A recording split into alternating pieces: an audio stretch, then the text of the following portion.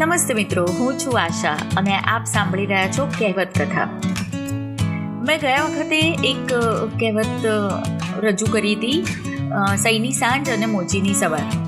અને એ વખતે કહ્યું હતું કે કહેવતો આપણી કોઈને કોઈ પ્રેક્ટિસ પરથી પડી હોય કે એનિમલ્સ બર્ડ્સના બિહેવિયર પરથી પણ પડી હોય.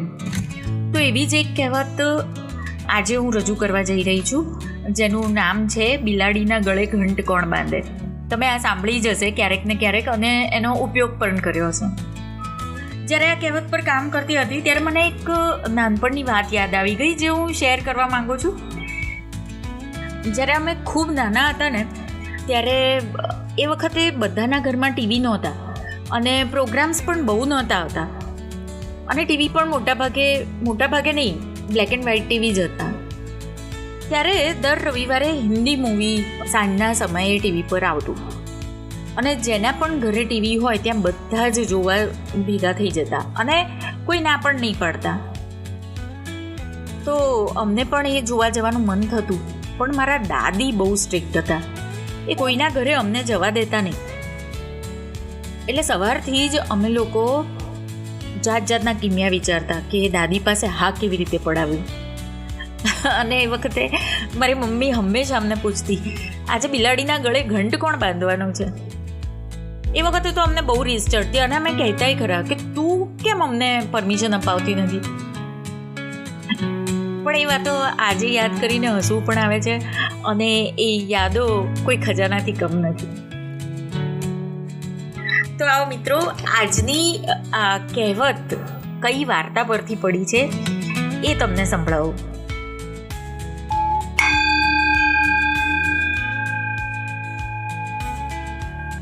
એક મોટું ગામ હતું અને ગામને પાદર એક ખૂબ મોટું શિવજીનું મંદિર હતું. મંદિરનું પરિસર ખૂબ જ મોટું હતું અને એની આજુબાજુ અનેક જૂના તોતિંગ વૃક્ષો હતા. એ વૃક્ષો પર અનેક પક્ષીઓ રહેતા અને આખો દિવસ એમના કલબલાટથી વાતાવરણ જીવંત રહેતું. આવા જ એક વૃક્ષની બખોલમાં ઉંદરોના દરો હતા. એ લોકો મોજથી રહેતા હતા. એવામાં એક દિવસ ક્યાંકથી એક બિલાડી આવી ચડી અને એ એક ઉંદરને પકડીને ખાઈ ગઈ. બિલાડીને તો મજા પડી ગઈ અને એણે તો ત્યાં જ રહેવાનું ચાલુ કરી દીધું. હવે એ મસ્તીથી રહેતા ઉંદરોનો શિકાર કરીને મોજથી ખાતી. થોડા દિવસમાં તો તે હૃષ્ટપૃષ્ટ બની ગઈ, પણ બિચારા ઉંદરો મુશ્કેલીમાં મુકાઈ ગયા. પછી બધા ઉંદરોએ ભેગા થઈ અને નક્કી કર્યું કે આ બિલાડીએ તો માજા મૂકી છે, આનું કંઈક તો કરવું જ પડશે. રોજ આપણા ભાઈઓનો શિકાર કરીને જાડી પાડી થતી જાય છે. બધા ઉંદરો એક સાથે બોલ્યા, હા હા, કંઈક તો કરવું જ પડશે, પણ કરીશું શું? બધાએ જાત જાતના નુસ્ખા આપવા લાગ્યા, પણ કશામાં ફાવટ આવે એવી હતી નહીં. બિચારા આટલા નાના ઉંદર એવડી મોટી બિલાડીને કેમ કરીને પહોંચે?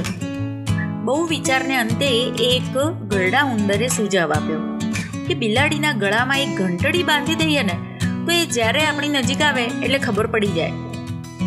સૌને આ વિચાર ગમી ગયો, પણ હવે સવાલ એ હતો કે બિલાડીના ગળે ઘંટડી બાંધવી કેવી રીતે?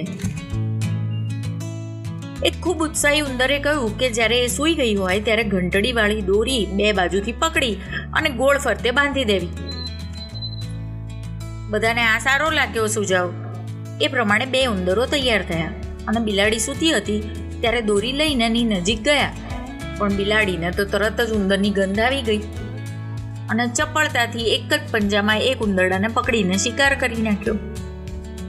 આ પછી તો જાત જાતના પેંતરા કર્યા, પણ એકેયમાં ફાવટ આવી નહીં. અને ત્યારથી આ કહેવત પડી ગઈ કે બિલાડીના ગળામાં ઘંટ કોણ બાંધે.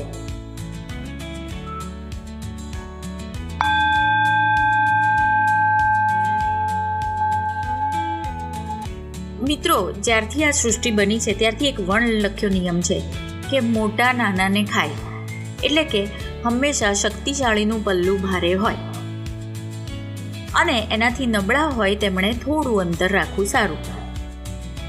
આ વાત કાયરતાની નથી પણ સમજદારીની છે. અથવા તો એમ કહો ને કે દરેક જણાએ પોતાની મર્યાદા સમજીને સામેવાળી વ્યક્તિ સાથે વર્તન કરવું જોઈએ. થોડી ચતુરાઈથી, થોડી સમજદારીથી. તો મિત્રો, હવે પછી તમને જ્યારે પણ મોકો મળે ને ત્યારે આ કહેવત વાપરવાનું ચૂકતા નહીં. મજા આવશે. મળીશું ફરી એક નવી કહેવત સાથે. ત્યાં સુધી આવજો.